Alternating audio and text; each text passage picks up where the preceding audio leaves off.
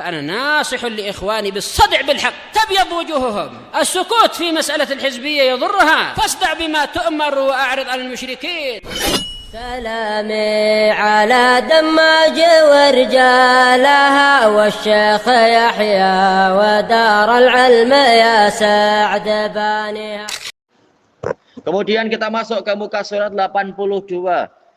Ad-Darsul Khamis Murajaah, pelajaran yang kelima murajaah. Fadlul Masajid, mengingat tentang keutamaan masjid-masjid. An Abi Hurairah radhiyallahu an, anna Rasulullah sallallahu alaihi wasallam qaal, ya hadis Abi Hurairah, ahabbul biladi ilallahi masajiduha. Kembali ke al-bilad, masajidul bilad.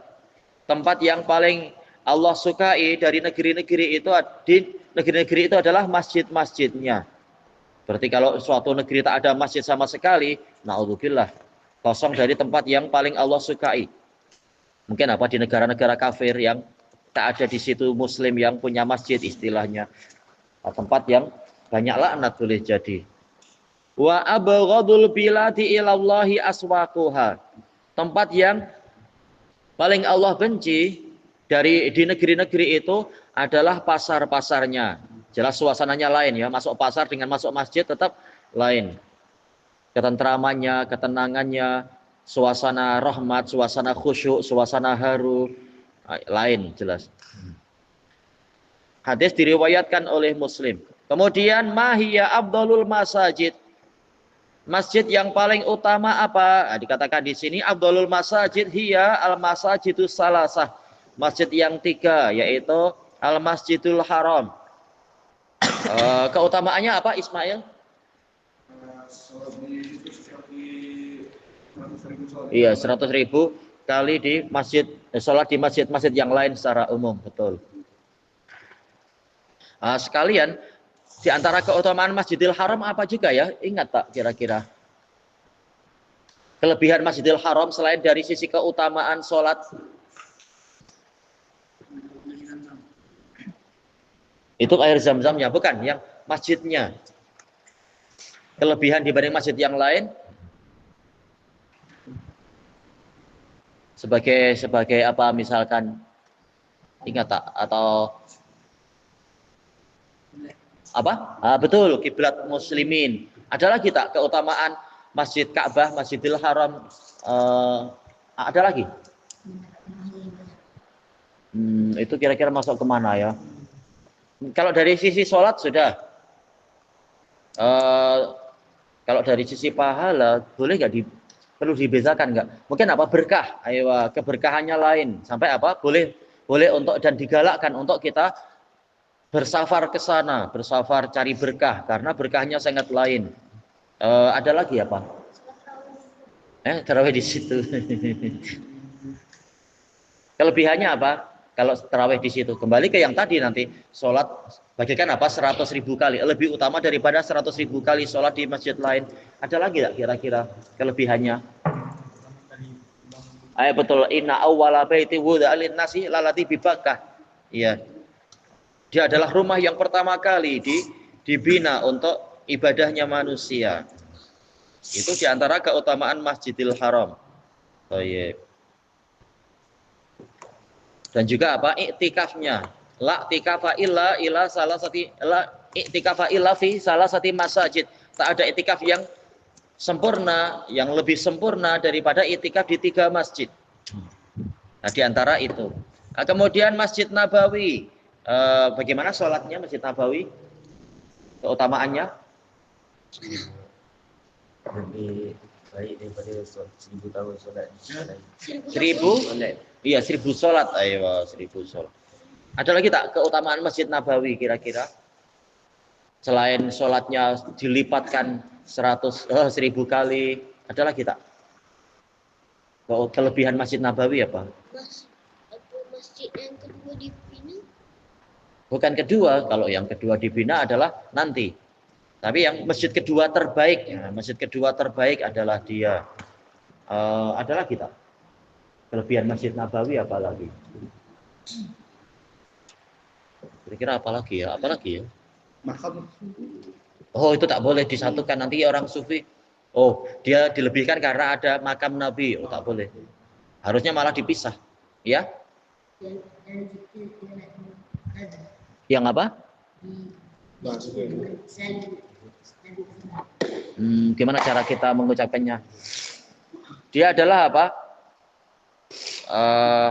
Yang dibina di atas ketakwaan sejak hari pertama. Ya, Masjid Nabawi. Selain Masjid Quba.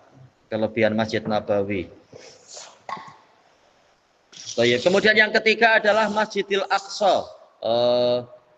Masjidil Aqsa kelebihannya apa? 500 kali lebih baik dari. Bukan lebih baik, tapi apa? Sholatnya bagaikan 500 kali sholat di masjid yang lain secara umum. Ada lagi keutamaan Masjidil Aqsa? Iya, kiblat pertama umat ini. Boleh. Ada lagi kelebihan Masjidil Aqsa, keutamaannya? Jadi karena yang diberkati. Boleh juga sih, boleh lah. Ya, dia di negeri yang diberkati yaitu Syam. Ada lagi nggak kelebihan Masjidil Aqsa? Tempat parking murah. Boleh nggak dikatakan dengan sebab itu dia utama? Tak tahu ya, kalau begitu ya. Mungkin. Tempat parking apa? Buruk. Parking. Kalau nggak di situ, buruk parkingnya di mana ya? Tak tahu. Entah. Dekat Madinah. Juga apa? Ya, yaitu masjid yang kedua dibina. Ya, di bumi ini. Ya, nomor 2 memang Masjidil Aqsa seperti dalam hadis Abi Dzar. Tayyib. Termasuk apa yang boleh untuk kita sengaja mencari berkah. Nah, memang ketiga masjid itu. Sekarang mahiyya afdalul masajidi ba'da al-masajidis salasah. Masjid apa yang paling utama setelah masjid 3? Nah, dikatakan di sini Masjid Quba. Iya. Afdalul masajid ba'dal masajidis salasah. Kelebihan Masjid Quba apa berarti? Selain yang disebutkan di sini sebagai apa? Yang paling utama nomor 4, ada lagi tak kelebihan Masjid Quba? Iya, setara dengan umrah. Ada lagi tak? Tadi yang diisyaratkan di dalam ayat itu. Iya. Iya, usaha ala taqwa min awwali yaum, yang dibina di atas ketakwaan sejak hari pertama. Disebutkan adalah memang sebabnya adalah Masjid Quba itu.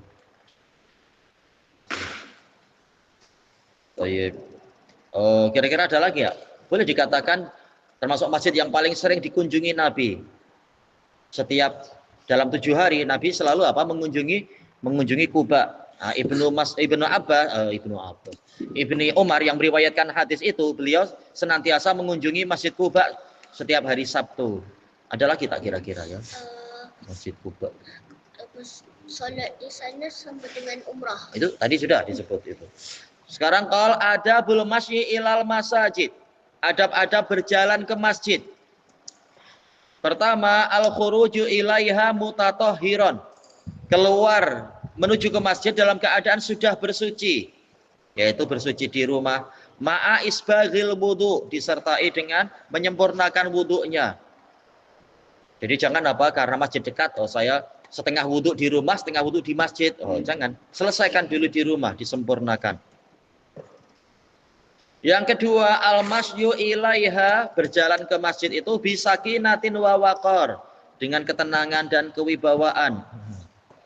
Baik. Tak perlu dengan salto sampai masjid. Pening. Itu bukan ketenangan.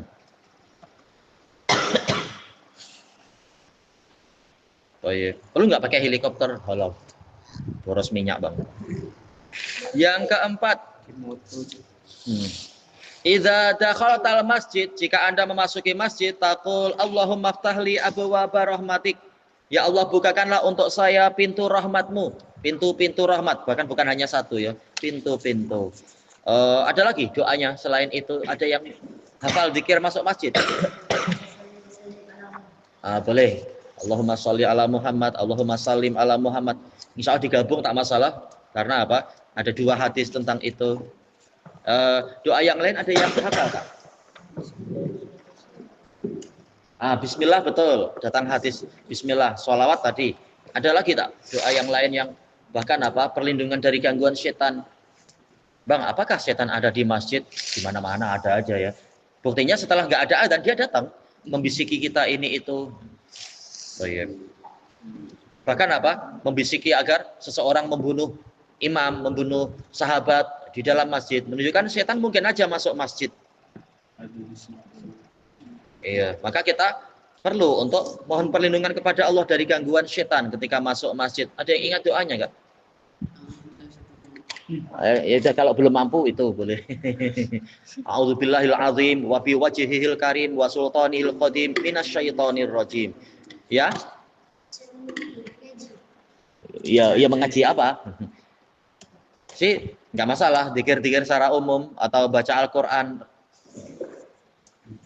Dan itu termasuk adab di masjid ya, rajin baca Quran seperti dalam hadis Anas tadi, memang masjid untuk baca Quran.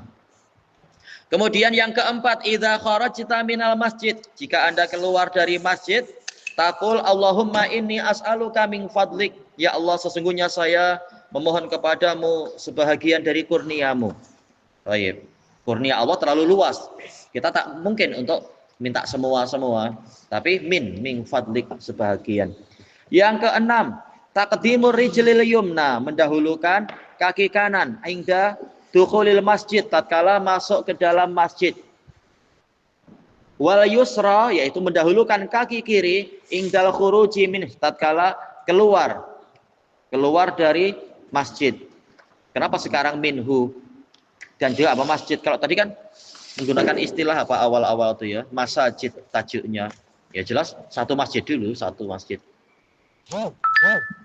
Kemudian yang keenam, ini hadis siapa tadi yang mendahulukan kaki kanan ketika masuk? Hadis siapa?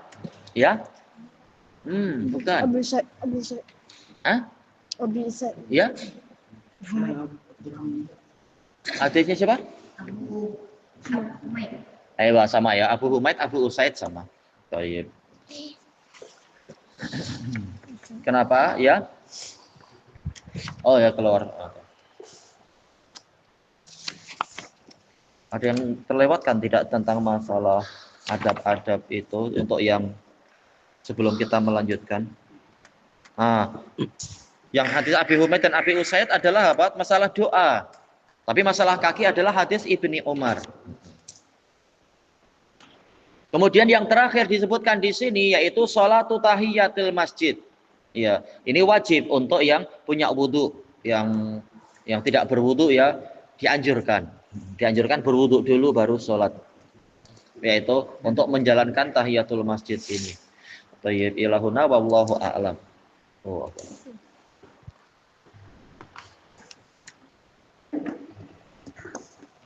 Bismillahirrahmanirrahim. Alhamdulillahirabbil alamin. Asyhadu an la ilaha illallah wa asyhadu anna Muhammadan abduhu wa rasuluh. Allahumma sholli ala Muhammadin abdika wa rasulik wa ala alihi wa ashabihi ajma'in, amma ba'd. Kita masih di akhir-akhir muka surat 80 di dalam pembahasan fikih, yaitu terkait dengan tempat-tempat yang terlarang untuk sholat. Kata penulis hafizahullahu ta'ala, ar-rabi, tempat yang keempat, mawadhi'un najasah, tempat-tempat najis. Li hadisi Anasin fil a'rabi, berdasarkan hadis Anas radhiyallahu anhu tentang orang Badui, alladzi bala fil masjid, yang dia itu kencing di masjid. Di dalam hadis yang panjang itu ya, orang Badui yang masuk ke masjid, kemudian dia menambatkan ontanya. Ya, tahu-tahu kemudian dia pergi ke salah satu dari sisi masjid, tetapi sudah di dalam. Kemudian dia kencing di situ. Nah, ketika para sahabat ingin menghardik dia dan ingin menahan dia dari kencingnya, maka Nabi Shallallahu Alaihi Wasallam la tazrimu, biarkan dia, jangan kalian potong kencing dia, karena dikhawatirkan kalau dia dipotong kencingnya malah dia jadi sakit nanti perutnya, kandung kemihnya atau apa itu istilahnya itu, pundi-pundi kencingnya jadi sakit, malah timbul bahaya. Atau boleh jadi kalau dia ditarik malah tempat kencingnya jadi makin memanjang, bukan hanya di situ tapi di tempat yang lain.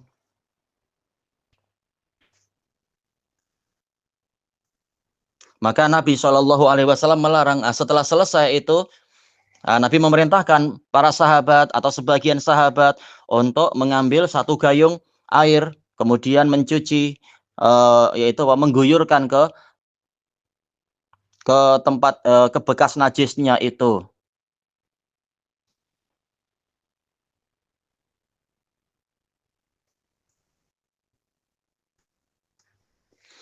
Maka kemudian setelah itu baru Nabi bersabda kepada sahabat ini,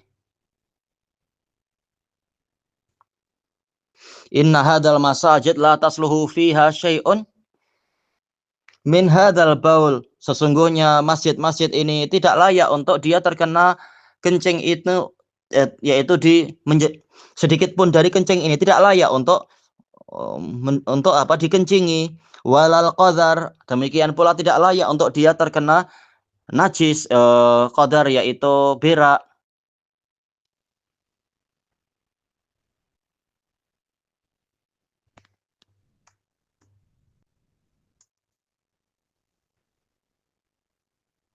Kemudian Nabi mengatakan innama hiya li dzikrillahi azza wajal.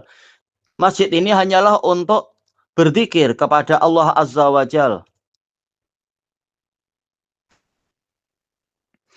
Wassolati wa qiraatil Quran. Demikian pula adalah untuk salat, untuk membaca Al-Quran.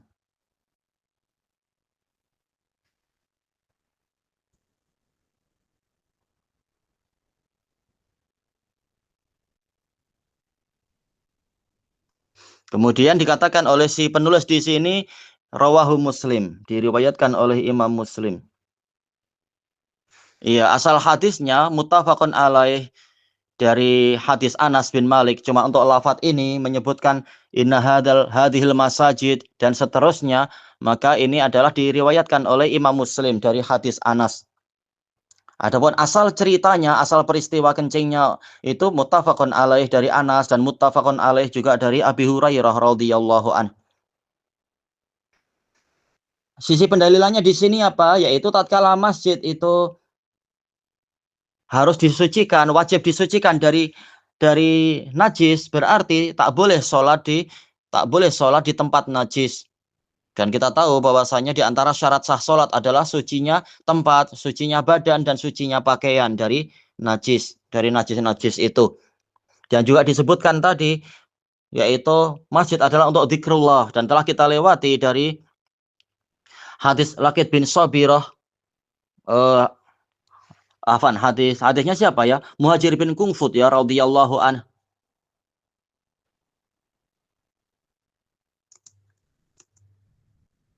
Yaitu apa? Ini akrahu an adkurallaha illa ala tuhrin au ala toharah. Sesungguhnya aku tidak suka untuk menyebut nama Allah kecuali dalam keadaan suci. Mengisyaratkan bahwasanya di tempat yang najis, yaitu tidak disyariatkan untuk lidahnya mengucapkan dzikir, tapi hatinya tetap berzikir tentunya. Hati tetap berzikir, tidak sampai, dan juga kata para ulama tidak sampai haram.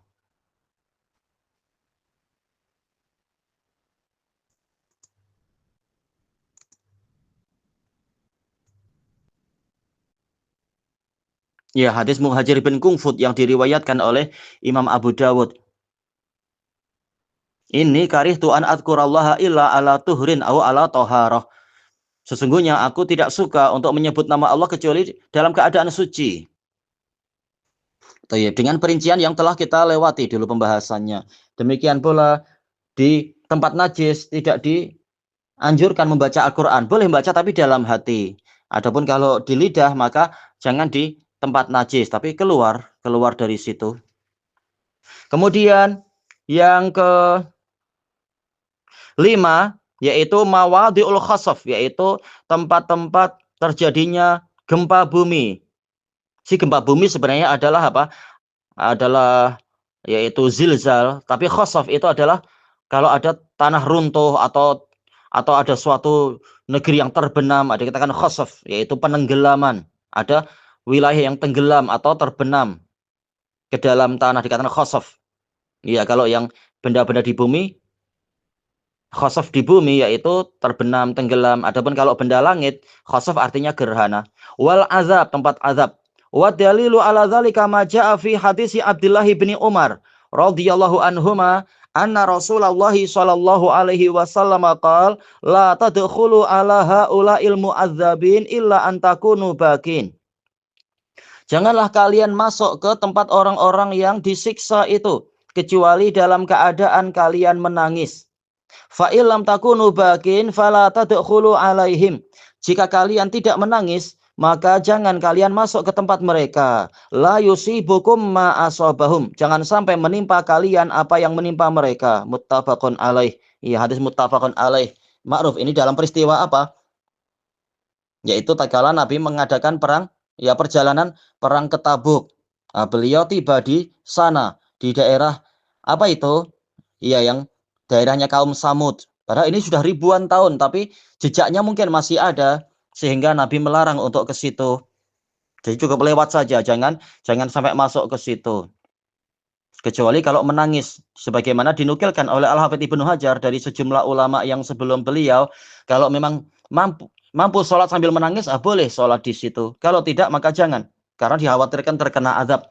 Dan tentunya di daerah Samud sana masih ada jejak-jejak, masih ada sisa memang, yaitu masih ada bangunan purbakala dan sebagainya. Adapun kalau betul-betul murni bersih tidak ada, maka insya Allah tidak mengapa, karena boleh jadi di berbagai wilayah muslimin yang namanya azab boleh aja pernah terjadi ribuan tahun sebelum itu. Tapi kalau jejak sudah tidak ada, tidak masalah. Hukum sesuai dengan dohirnya.